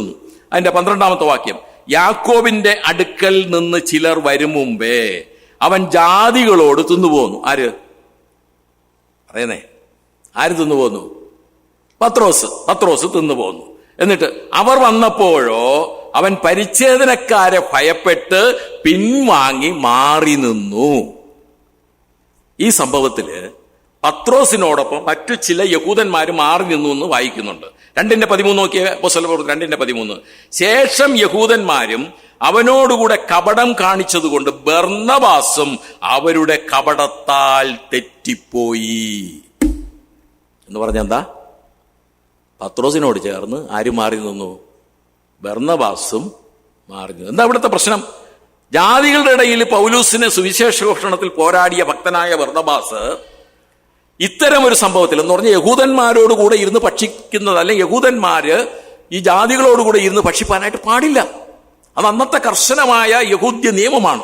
കൊരിന്ത്യ സഭയിൽ ഉണ്ടായ പ്രശ്നം അതാ, അല്ലേ? അവര് കർത്തൃമേശയ്ക്കായിട്ട് അല്ലെങ്കിൽ അപ്പം നുറുക്കാനായിട്ട് കൂടി വരുന്നതിന് മുമ്പ് അത്താഴം കഴിക്കുന്ന സ്നേഹസദ്യ ഉള്ളുന്ന ഒരു സംഭവം ഉണ്ടായിരുന്നു. അപ്പോൾ ഈ യഹൂദന്മാരായ പ്രമാണിമാരെന്ത് ചെയ്യും? അവർ നല്ല ഭക്ഷണമൊക്കെ കൊണ്ടുവന്ന് ഈ ജാതികളായ അടിമകളായ ഈ മറ്റുള്ളവർ കടന്നു വരുന്നതിന് മുമ്പ് അവർ കൂടിയിരുന്ന് അവർ മാത്രം വേർതിരുന്ന് ഭക്ഷണം കഴിക്കും. ഇവര് വരുമ്പോൾ ഇവരെ കൂട്ടില്ല. അതാണ് കൊരിന്ത്യ സഭയിലുണ്ടായ ഒരു വലിയ പക്ഷഭേദം എന്ന് പറയുന്നത്. അതിനെയാണ് പൗലൂസ് വളരെയധികം കർശനമായിട്ട് തർജ്ജനം ചെയ്തു. നിങ്ങൾ കൂടി വരുന്നത് നന്മയ്ക്കല്ല, തിന്മയ്ക്കായിട്ടാണ്. നിങ്ങൾ കർത്താവിന്റെ അത്താഴമല്ല, ഭൂതങ്ങളുടെ അത്താഴമാണ് കഴിക്കുന്നതെന്ന് പൗലൂസ് ഈ കൊരിന്ത്യ സഭയെ വളരെ തർജ്ജനം ചെയ്യുന്നതിന് കാരണം അതാ, ഈ ഭക്ഷണത്തിൽ ഈ ജാതികളെ വേർതിരിക്കുന്നു. ഈ സംഭവമാണ് ഇവിടെ ഉണ്ടായത്, അന്ത്യോക്യയിൽ ഉണ്ടായത്. പത്രോസ് പേടിച്ച്, അയ്യോ അങ്ങനെ ഒരിക്കൽ അങ്ങനെ സംഭവിച്ചതാ, അതിനൊക്കെ പരിഹാരം ഉണ്ടാക്കിയതാണ് യെരുശലേമിൽ വെച്ച്. എന്നിട്ട് ഈ പത്രോസ് ഇപ്പോഴങ്ങനെ ചെയ്യാൻ പാടില്ലായിരുന്നു. എന്നാൽ അതോടുകൂടെ പത്രോസ് അതൊക്കെ മതിയാക്കി എല്ലാവരോടും അതിനെ സ്വീകരിച്ചു. അത് നല്ലൊരു മനോഭാവമാണ്. അത് ബർന്നബാസും പൗലൂസിന്റെ അതിനെ അത് സ്വീകരിക്കുന്നതായിട്ട് നമുക്ക് കാണാനായിട്ട് ഇടയാകും. ജാതികളുടെ ഇടയിൽ പൗലൂസിനോടൊപ്പം ഈ സുവിശേഷത്തിൽ പോരാടിയ ബർന്നബാസ് ഒരിക്കലും അങ്ങനെ ഒരു കാണിക്കാൻ പാടില്ലായിരുന്നു. പക്ഷെ അവിടെ പെട്ടുപോയി. അവിടെ പറയുന്നത്, ശേഷം യഹൂദന്മാരോടുകൂടെ കപടം കാണിച്ചത് കൊണ്ട് ബർന്നബാസും അവരുടെ കപടത്താൽ തെറ്റിപ്പോകാൻ ഇടയായി. ഇതൊരു കപടമാണ്. കർത്താവായ യേശുക്രിസ്തു വിളിച്ചു വേർതിരിക്കുന്നവർക്ക് ജാതി, വർഗ, വർണ്ണ, ഭാഷ വ്യത്യാസമൊന്നുമില്ല. അങ്ങനെ വ്യത്യാസം കാണിക്കാൻ പാടില്ല. സഭയിലും സമൂഹത്തിലും ഒന്നും കാണിക്കാനായിട്ട് പാടില്ല. അങ്ങനെ കാണിക്കുന്നത് ദൈവവിരുദ്ധമാണ്. അത് ഇവിടെ പ്രത്യേകമായിട്ട് പറയുന്നുണ്ട്. പത്രോസ് മാറിയുന്നത് കൊണ്ടായിരിക്കും ഒരുപക്ഷെ ബർന്നബാസും കൂടെ മാറിയുന്നത്. ഇത് പൗലൂസ് രൂക്ഷമായിട്ടാണ് പത്രോസിനെ ശാസിക്കുന്നത്. പത്രോസ് എന്ന് പറഞ്ഞാൽ യേശുക്രിസ്തുവിന്റെ കൂടെ നടന്ന വ്യക്തിയാണ്. എന്നാൽ പൗലൂസ് അതിന് മടിക്കുന്നില്ല. പത്രോസാണ് വിട്ടുകളയാമെന്നൊന്നും വിചാരിച്ചില്ല. അവിടെ പൗലൂസ് നല്ലവണ്ണം ശാസിക്കുകയാണ്. ക്രിസ്തീയ സഭയിൽ ഇങ്ങനെയുള്ള ഉച്ചനീചത്വങ്ങൾ ഉണ്ടാകുവാനായിട്ട് പാടില്ല. ഈ തിരുത്തലിൽ ബർന്നബാസ് ഒരിക്കലും ഭാരപ്പെട്ടില്ല. അവിടെ അയ്യോ എന്നെ തിരുത്താൻ നീ ആരും, നിന്നെ ഞാനാണ് കൊണ്ട് യെരുശലേം സഭയിലാക്കിയത്, എല്ലാരും നിന്നെ തഴഞ്ഞില്ലേ, എന്നിട്ട് ഞാനല്ലേടാ നിന്നെ കൊണ്ടാക്കിയത്, നീ എന്നോട് ഇങ്ങനെ കാണിക്കുന്നോ? ചോദിച്ചോ? ബർന്നബാസ് ചോദിച്ചില്ല. സത്യമായിട്ട് മനസ്സിലാക്കിയപ്പോൾ അതിനെ കീഴടങ്ങുന്ന, അതിന് സ്വയം താഴുന്ന ബർന്നബാസ്. പത്രോസും അങ്ങനെ തന്നെയാണ്.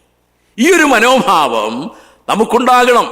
നമ്മിലുള്ള കുറവുകൾ ചൂണ്ടിക്കാണിക്കുമ്പോൾ, തിരുവചനത്തിലൂടെ തിരുത്തപ്പെടുവാൻ പ്രബോധിപ്പിക്കുമ്പോൾ അതിനെ എതിർത്തു നിൽക്കുകയല്ല, അതിന് വഴിപ്പെടുകയാണ് വേണ്ടത്. അല്ലെങ്കിൽ ഒരിക്കലും വിശ്വാസത്തിൽ വർദ്ധിക്കുവാനും ആത്മീക വർധന പ്രാപിക്കുവാനും ദൈവഹിതത്തിനനുസരിച്ച് ജീവിക്കുവാനും കഴിയുകയില്ല. അത് നമ്മൾ പ്രത്യേകമായിട്ട് മനസ്സിലാക്കണം. അപ്പോൾ ഒരാളിനെ കുറിച്ചാണ് നമ്മൾ കണ്ടത്. സമയം ഇതെങ്കിലും തീർക്കണം വിചാരിച്ചതാ. ഇനി എത്ര പേരുണ്ട്? 4 പേരും ഇവിടെ കിടക്കുകയാണ്. അതിൽ പൗലൂസിനെ അങ്ങ് വിടാം അല്ലേ? ബർന്നബാസ് ഉപദേഷ്ടാവ്, അന്ത്യോക്യയിലെ ഉപദേഷ്ടാവ്. എത്ര നല്ല ഗുണങ്ങളുള്ളതാണ്. എന്തെങ്കിലുമൊക്കെ ഗുണങ്ങൾ നമ്മിലുണ്ടാകണ്ടേ. മറ്റു ചില വളരെ കൂടുതലൊന്നുമില്ല. നീഗർ, പെട്ടെന്ന് പറഞ്ഞ് അതങ്ങ് അവസാനിപ്പിക്കാം. നീഗർ എന്ന് പേരുള്ള ശിമോൻ. നീഗർ എന്ന് പറഞ്ഞാൽ അതിന്റെ അർത്ഥം ബ്ലാക്ക് എന്നാ. ബ്ലാക്ക്, കറുത്ത നിറമുള്ളവൻ. ആഫ്രിക്കയിൽ നിന്നും റോമിൽ വന്ന് താമസിച്ച ആള് എന്നാണ് പറയപ്പെടുന്നത്. മാർക്കോസ് 15:21 നമ്മൾ ഒരു കുറേനക്കാരനായ ശിമോനെ കാണുന്നുണ്ട്. ക്രൂശിച്ചു ചുമപ്പാൻ ദിമ്പത്തിച്ച അവനാണ് നീഗർ എന്ന് പറയുന്നവരുണ്ട്. അതൊന്നും ബൈബിളിലെ അടിസ്ഥാനം ഒന്നും അല്ല, അങ്ങനെ പറയുന്നുണ്ട്. എന്തായാലും ഈ നീഗർ ഒരു എബ്രായ ക്രിസ്ത്യാനിയാണ്.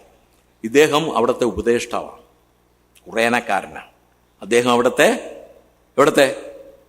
അപ്പം പൗലോസ് മാത്രമല്ല, ബർന്നബാസ് ലേവ്യനാ. പൗലോസ് നല്ല ഗോത്രത്തിൽ നല്ല ഏറ്റവും മുൻപന്തിയിൽ നിൽക്കുന്നവനാ. എന്നാൽ ഈ കുറേനക്കാരനായ നീഗറും അവിടുത്തെ ഉപദേഷ്ടാവാ. അതാണ് നമ്മൾ അതിൽ നിന്ന് പഠിക്കേണ്ടത്. സഭാപ്രവർത്തനങ്ങളിൽ ഉത്സാഹിയായിരുന്നു. ഈ നീഗറും കൂടെ ചേർന്നാണ് പ്രാർത്ഥിച്ചു ഉപവസിച്ചു കൊണ്ടിരുന്നത്. അപ്പോൾ നിങ്ങൾ ഇതിൽ നിന്ന് എന്താ മനസ്സിലാക്കേണ്ടത്? സഭയുടെ പരിപാലന വൃന്ദത്തിൽ യോഗ്യത എന്ന് പറയുന്നത് ജാതിയോ മതമോ പണമോ അതിന്റെ പ്രൗഢിയോ ഒന്നുമല്ല. ദൈവത്തിനായിട്ട് നിലകൊള്ളുന്ന നേരത്തെ പറഞ്ഞല്ലോ, പരിശുദ്ധാത്മാവിൽ നിറഞ്ഞ വിശ്വാസത്തിലുള്ള നിറവ്, ഇങ്ങനെയുള്ള ഗുണങ്ങളാണ് നോക്കേണ്ടത്. അല്ലാതെ സഭയില് ഉപദേഷ്ടാക്കന്മാരായിട്ട് വയ്ക്കേണ്ടതും മൂപ്പന്മാരായിട്ട് വയ്ക്കേണ്ടതും വേറെ ഗുണങ്ങളൊന്നും നോക്കിയല്ല. ഇന്ന് പല സഭകളിലും ദുഃഖത്തോടു കൂടെ ഞാൻ ആദ്യത്തെ ക്ലാസ്സിൽ ചില പ്രവണതകൾ പറഞ്ഞ എൻ്റെ കൂട്ടത്ത് അതും പറയുകയുണ്ടായി. അങ്ങനെയുള്ള ഒരു പ്രവണതകളൊക്കെ കാണുന്നുണ്ട്. ചില പ്രത്യേകമായ ഈ ലോകത്തിലെ യോഗ്യതകൾ, പ്രത്യേക പ്രൗഢിയും പണവും ഒക്കെ നോക്കി വരുന്നവരെ സ്ഥാനങ്ങൾ കൊടുത്ത് ഇരുത്തുന്ന ഒരു പതിവ്. അങ്ങനെയല്ല, ദൈവമാണ് അവരെയൊക്കെ ആക്കി വയ്ക്കുന്നത്. അതിന് പ്രത്യേകമായ യോഗ്യതകളും ഗുണങ്ങളും ഒക്കെ കാണുന്നുണ്ട്. ഇവിടെ ഇവൻ കുറേനക്കാരനാണെങ്കിലും ഈ നീഗറിനെ ഈ ഇവിടുത്തെ സഭയിലെ അന്ത്യോക്യ സഭയിലെ ഉപദേഷ്ടാവാണ്. 11:20 നമ്മൾ ഈ കുറേനക്കാരെ കുറിച്ച് പരാമർശിക്കുന്നുണ്ട്. ഞാൻ സമയമില്ലാത്തതുകൊണ്ട് അത് പെട്ടെന്ന് പറഞ്ഞു വിടട്ടെ. കുറേനക്കാരനായ കുറിച്ച് പരാമർശിക്കുന്നുണ്ട്. അടുത്ത വേറൊരു കുറേനക്കാരനെ കുറിച്ച് പറയുന്നുണ്ട്. എന്താ? ലുക്യോസ്. കുറേനക്കാരനായ ലുക്യോസ് അല്ലെ? അന്ത്യോക്യ പട്ടണത്തിൽ എത്തപ്പെട്ട ഒരു പാവപ്പെട്ട മനുഷ്യനാണ് ഈ ലുക്യോസ്. മനസ്സിലാക്കണേ, വളരെ ദരിദ്രനായ ഒരു മനുഷ്യനാണ് ലുക്യോസ്. എന്നാൽ ഈ അന്ത്യോക്യ സഭയുടെ രൂപീകരണത്തിനായിട്ട് വളരെ പ്രവർത്തിച്ച ഒരു വ്യക്തിയാണ് ലുക്യോസ്. ഉത്തരാഫ്രിക്കയിലെ കുറേനയിൽ നിന്നുള്ള ഒരു വ്യക്തിയാണ്. കുറേനക്കാരെ കുറിച്ച് ഉള്ള പരാമർശനം 11:20 പറയുന്നുണ്ട്. അപ്പോൾ ഈ ഉത്തരാഫ്രിക്കയിലെ കുറേനയിൽ നിന്നും ഇവിടെ വന്ന് താമസിച്ച ഈ വെറും ദരിദ്രനായ പാവപ്പെട്ടവനായ വ്യക്തിയും സഭയിലെ ഉപദേഷ്ടാവാണ്. മനസ്സിലാക്കണേ. അപ്പോൾ 11:19 ചിതറിപ്പോയവരിൽ ചിലർ കുപ്രദോസുകാരും കുറേനക്കാരുമായിരുന്നു. അവർ അന്ത്യോക്യയിൽ എത്തിയ ശേഷം യവനന്മാരോടും യേശുക്രിസ്തുവിനെ കുറിച്ച് സുവിശേഷം അറിയിച്ച അവരിൽ പെട്ട ഒരു വ്യക്തിയാണ് ഈ ലുക്യോസ്. അപ്പൊ അവരും ഉപദേഷ്ടാക്കന്മാരുടെ കൂട്ടത്തില് എണ്ണപ്പെട്ടു, ദൈവം തെരഞ്ഞെടുത്തു. മറ്റൊരാളാണ് മനായേൽ. അവിടെ മനായേലിനെ കുറിച്ച് പറയുമ്പോൾ ഇടപ്രഭുവായ ഹെരോദാവോടുകൂടെ വളർന്ന ഒരു വ്യക്തിയാണ് മനായേൽ. സമൂഹത്തിൽ ഉന്നതന. അപ്പൊ ഉന്നതന്മാരെ മാറ്റി നിർത്തണമെന്നല്ല ഞാൻ പറഞ്ഞത്. അവൻ ഹെരോദാവോടുകൂടെ ഈ മനായേലിനെ കുറിച്ച് നമ്മൾ പഠിക്കുമ്പോൾ യേശുക്രിസ്തുവിന്റെ ക്രൂശീകരണത്തിൽ വളരെ പങ്കുവഹിച്ച വ്യക്തിയാണ്. യോഹന്നാന്റെ തല ചിരച്ഛേദം ചെയ്യുവാൻ കൂട്ടുനിന്ന വ്യക്തിയാ മനായേൽ. അവൻ രക്ഷിക്കപ്പെട്ട് പൗലൂസിനെ പോലെ അവൻ മുന്നോട്ട് കടന്നു വന്നു. അവനെ മാറ്റി നിർത്തിയില്ല. അവൻ മഹാനാണ് എന്ന് അവൻ ഏത് തലത്തിലേക്ക് എത്തി? അവനെ ഉപദേഷ്ടാവെന്നുള്ള തലത്തിലേക്ക് അവൻ എത്തി. അതിന് പ്രാഗൽഭ്യം അവൻ പ്രാപിച്ചു. അപ്പോൾ ഒരു സഭയിലെ ഉപദേഷ്ടാക്കന്മാരെന്ന് പറഞ്ഞ 4 പേരെ കുറിച്ച് പറഞ്ഞു. ശൗലിനെ കുറിച്ച് നമ്മൾ പറയേണ്ട കാര്യമില്ലല്ലോ, അല്ലേ? പറഞ്ഞാൽ ഒരുപാടുണ്ട് ശൗലിനെ കുറിച്ച് പറയാനായിട്ട്. അപ്പൊ ഇങ്ങനെയുള്ള ഈ പേരുകള് മനസ്സിലാക്കുന്ന ഒരു പ്രത്യേക സത്യമെന്ന് പറയുന്നത് പല വിഭാഗങ്ങളിൽപ്പെട്ടവർ ഉൾക്കൊണ്ടതാണ് ഒരു സഭ. അതുപോലെ തന്നെ സഭ പരിപാലിക്കുന്നതിലും ഇത്തരക്കാര് എന്ന് പറഞ്ഞ ആരെയും മാറ്റി നിർത്തുവാനായിട്ട് പാടില്ല. യോഗ്യതയാണ്. പരിശുദ്ധാത്മാവ് നിയോഗിക്കുകയാണെങ്കിൽ അവരെ നമ്മൾ ഉൾക്കൊണ്ടേ പറ്റൂ. അവന്റെ ഇത്തരത്തിലുള്ള ഭൗതികമായ ഒരു കാര്യങ്ങളും പറഞ്ഞ് മാറ്റി നിർത്താനായിട്ട് പാടില്ല. ശൗലിനെ കുറിച്ച് പറയുമ്പോൾ ബർന്നബാസുമായിട്ടുള്ള ബന്ധത്തിൽ അന്ത്യോക്യയിൽ എത്തിയ വ്യക്തിയാണ്. ശൗലിനെ കുറിച്ച് വളരെ നല്ല കാര്യങ്ങൾ ശൗലും കൂടെ ഇവിടുത്തെ ഉപദേഷ്ടാവായിട്ടാണ് എടുത്തു പറഞ്ഞിരിക്കുന്നത്. അപ്പോൾ പൗലൂസ് നമുക്കറിയാം ഗമാലിയേൽ, അന്നത്തെ വലിയ പണ്ഡിതനായ ഗമാലിയേലിന്റെ കീഴിലിരുന്ന് പഠിച്ചവനാണ്, ന്യായപ്രമാണം പഠിച്ചവനാണ്. ദമസ്കോസിന്റെ പടിവാതിൽക്കൽ വെച്ച് കർത്താവിനാൽ പിടിക്കപ്പെട്ട വ്യക്തിയാണ്. ഈ ശൗല് തന്റെ വിളിയെക്കുറിച്ച് പറയുന്ന ഒരു പ്രധാനപ്പെട്ട ഭാഗമുണ്ട്.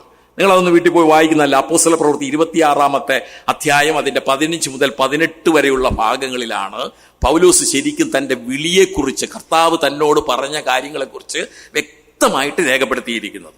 ആദ്യം 9 അധ്യായത്തില് 9 ആണ് വിളിക്കുന്ന ആ സന്ദർഭം പറയുന്നത്.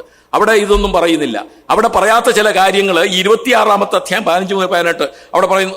അവിടെ കർത്താവ് പറഞ്ഞ കാര്യങ്ങളുടെ കൂട്ടത്തിൽ നീ ആരാകുന്നു കർത്താവെന്ന് ചോദിച്ചപ്പോൾ നീ ഉപദ്രവിക്കുന്ന നസ്രയനായ യേശു എന്ന് പറഞ്ഞതിന് ശേഷം പറയുന്നത് എങ്കിലും അവൻ തളർന്നു കിടക്കുക.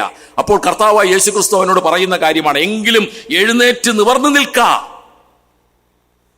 കർത്താവ് പറയാണ്, എഴുന്നേറ്റ് നിവർന്നു നിൽക്ക. നീ എന്നെ കണ്ടതും ഇനി ഞാൻ നിനക്ക് പ്രത്യക്ഷനാവാൻ ഇരിക്കുന്നതും നിന്നെ ശുശ്രൂഷകനും സാക്ഷിയുമായി നിയമിപ്പാൻ ഞാൻ നിനക്ക് പ്രത്യക്ഷനായി. ജനത്തിന്റെയും ജാതികളുടെയും കയ്യിൽ നിന്ന് ഞാൻ നിന്നെ രക്ഷിക്കും. അവർക്ക് പാപമോചനവും എന്നിലുള്ള വിശ്വാസത്താൽ ശുദ്ധീകരിക്കപ്പെട്ടവരുടെ ഇടയിൽ അവകാശവും ലഭിക്കേണ്ടതിന് അവരുടെ കണ്ണു തുറപ്പാനും, നിന്റെ കണ്ണ് പടഞ്ഞിരിക്കുക, അവരുടെ കണ്ണു തുറപ്പാനും അവരെ ഇരുളിൽ നിന്ന് വെളിച്ചത്തിലേക്കും സാത്താന്റെ അധികാരത്തിൽ നിന്നും ദൈവത്തിങ്കിലേക്കും തിരിപ്പാനും ഞാനിപ്പോൾ നിന്നെ അവരുടെ അടുക്കലേക്ക് അയക്കുന്നു എന്ന് കൽപ്പിച്ചു. പൗലൂസിനെ ആദ്യമായിട്ട് വിളിച്ചിട്ട് പറയുന്ന കാര്യങ്ങൾ ഇതാണ്. വിശദീകരിപ്പാൻ സമയം പോലും അവന്റെ കണ്ണടഞ്ഞിരിക്കുമ്പോൾ പറയാണ്, മറ്റുള്ളവരുടെ കണ്ണ് തുറക്കണം. മറ്റുള്ളവരുടെ കണ്ണ് തുറക്കുന്നതിന് വേണ്ടി നിന്നെ അന്ധകാരത്തിൽ അല്പ ദിവസം 3 ദിവസം ആക്കി വെക്കുകയാണ്. നീ അവൻ മറ്റുള്ളവരുടെ കണ്ണ് തുറപ്പാൻ, മറ്റുള്ളവരെ വെളിച്ചത്തിലേക്ക് നയിക്കുവാൻ, സാത്താന്റെ അധികാരത്തിൽ നിന്ന് ദൈവത്തിങ്കിലേക്ക് ചിലരെ കൊണ്ടുവരുന്നതിന് വേണ്ടി ഞാൻ നിന്നെ അയക്കുകയാ. ഈ വിളിയാണ് പൗലൂസിനെ പിടിച്ചുലച്ചത്, പൗലൂസിനെ ആകെ മാറ്റിമറിച്ചത്. ഈ വിളി തന്റെ ജീവിതത്തിൽ ഉടനീളം പാലിച്ചു, ഒരണു ചിട വ്യത്യാസമില്ലാതെ. ശൗല് പൗലൂസായിട്ട് മാറി. അന്ത്യോക്യയിലും മാത്രമല്ല ഇങ്ങനെയുള്ള എല്ലാ സ്ഥലങ്ങളിലും ലോക സുവിശേഷീകരണത്തിന് പാത്രീഭൂതനായിട്ട് തീർന്ന കാര്യം നമുക്ക് അറിയാവുന്നതാണ്. ഈ പൗലൂസിനെ കുറിച്ച് നമ്മൾ വായിക്കുന്നത് യേശുക്രിസ്തുവിന്റെ കാലഘട്ടത്തിൽ ശിഷ്യനായിരുന്നില്ല, അല്ലേ? പിന്നീടാണ് രക്ഷിക്കപ്പെട്ടു വരുന്നത്. പക്ഷേ പൗലൂസ് പല ഈ ലേഖനങ്ങളിൽ പല കാര്യങ്ങളും പറയുമ്പോൾ ഇത് എനിക്ക് കർത്താവ് ദർശനത്താൽ തന്നതാണ്. ഈ കർത്തൃമേശയെക്കുറിച്ച് ഏൽപ്പിക്കുമ്പോൾ വേറെ ശിഷ്യന്മാർ വേറെ ലേഖനങ്ങളിലുണ്ടോ എന്നറിയില്ല. കൊരിന്ത്യൻ ലേഖനത്തിൽ പൗലൂസ് മാത്രമാണ് കർത്തൃമേശയെക്കുറിച്ച് പറയുന്നത്. ഈ കർത്തൃമേശയെക്കുറിച്ച് പറയുമ്പോൾ അവിടെ എടുത്ത് പ്രയോഗിക്കുന്ന ഒരു പ്രയോഗമുണ്ട്, ഞാൻ കർത്താവിൽ നിന്ന് പ്രാപിച്ചതാണിത്. ശിഷ്യന്മാര് പറഞ്ഞതല്ല, ശിഷ്യന്മാർക്കാണിത് ഏൽപ്പിച്ചു കൊടുക്കുന്നത്. അപ്പോൾ ആ ശിഷ്യന്മാരിൽ നിന്ന് കേട്ടിരിക്കാം. എന്നാൽ പൗലൂസ് പറയാണ്, ഞാൻ കർത്താവിൽ നിന്ന് പ്രാപിച്ചത് നിങ്ങൾക്ക് ഏൽപ്പിച്ചു തരികയാണ്. അപ്പോൾ ഈ കർത്തൃമേശ, അപ്പം നുറുക്കൽ എന്ന് പറയുന്നത് മാനുഷികമായി എന്നെ ആരെങ്കിലും ഏൽപ്പിച്ചതല്ല. ഇതുപോലെ പല പരാമർശങ്ങളുണ്ട്. എനിക്ക് ദർശനത്തിൽ കിട്ടിയത്, എനിക്ക് വെളിപ്പെട്ടു വന്നത്. അപ്പോൾ പൗലൂസിനെ സംബന്ധിച്ചിടത്തോളം കർത്താവ് തന്റെ ജീവിതത്തിൽ ഉടനീളം അപ്പോഴപ്പോഴുള്ള കാര്യങ്ങളൊക്കെ ഇങ്ങനെ കൊടുത്തുകൊണ്ടേയിരുന്നു.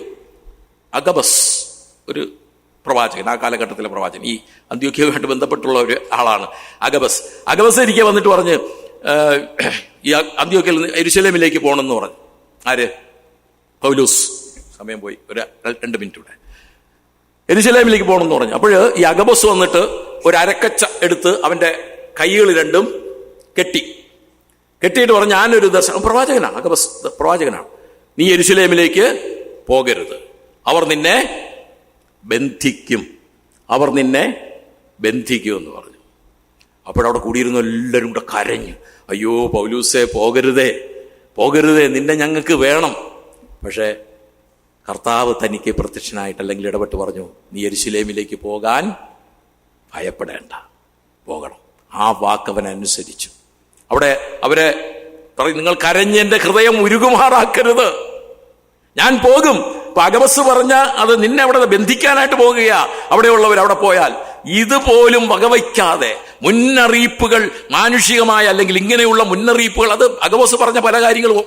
അഗബസാണ് യെരുശലേമിൽ ഒരു വലിയ ക്ഷാമം ഉണ്ടാകുമെന്ന് പ്രവചിച്ചത് അതുണ്ടായില്ലേ? ഉണ്ടായി. സത്യമാ പറയുന്നത്. അന്നങ്ങനെയുള്ള പ്രവാചകന്മാരുണ്ടായിരുന്നു. അപ്പോൾ ഈ അഗബസ് പറഞ്ഞിട്ട് പോലും വകവയ്ക്കാതെ കർത്താവിന്റെ വാക്കിന് വഴിപ്പെട്ട് ആര് പോവുകയാണ്? പൗലോസ് നേരെ പോവുകയാണ്. അവിടെ കിട്ടി, ബന്ധനമൊക്കെ ഉണ്ടായി. ഇപ്പോൾ കാരാഗ്രഹത്തിൽ കിടക്കേണ്ടി വന്നു. ഇതാണ് പൗലോസ്. അപ്പോൾ ഇങ്ങനെയുള്ള ഒരു കൂട്ടം ഉപദേഷ്ടാക്കന്മാർ, ഈ വിഷയം തീർന്നിട്ടില്ല, ഈ ഭാഗം തീർന്നിട്ടില്ല. അന്ത്യോക്യ സഭയിൽ നല്ല ശക്തമായൊരു നേതൃത്വം ഉണ്ടായിരുന്നു എന്നുള്ളതാണ് ഈ പോയിന്റ്. ഒരു ഭാഗമേ ആയിട്ടു. ദൈവം അനുവദിക്കുകയാണെങ്കിൽ അടുത്ത ഭാഗം നമുക്ക് അടുത്ത സെഷനിൽ നമുക്ക് ധ്യാനിക്കാം. ദൈവം സഹായിക്കട്ടെ. നമ്മുടെ സഭകളിൽ, തിരുമല സഭ എന്ന് മാത്രമല്ല, നമ്മുടെ സഭകളിൽ ഇത്തരത്തിലുള്ള ഉപദേഷ്ടാക്കന്മാർ, നേതൃത്വം, ഇടയന്മാർ, പരിപാലകന്മാർ ഉണ്ടാകേണ്ടത് ആവശ്യമാണ്. ആരോഗ്യകരമായ വളർച്ചയ്ക്കും സഭയുടെ ആത്മീക തഴപ്പിനും ആത്മീകമായ ആരോഗ്യത്തിനുമൊക്കെ ഇത്തരത്തിലുള്ളൊരു നേതൃത്വം കൂടിയേ തീരൂ. ഇതിനെക്കുറിച്ച് ലേഖനങ്ങളിൽ ഉടനീളം നമുക്ക് കാണുന്നുണ്ട്.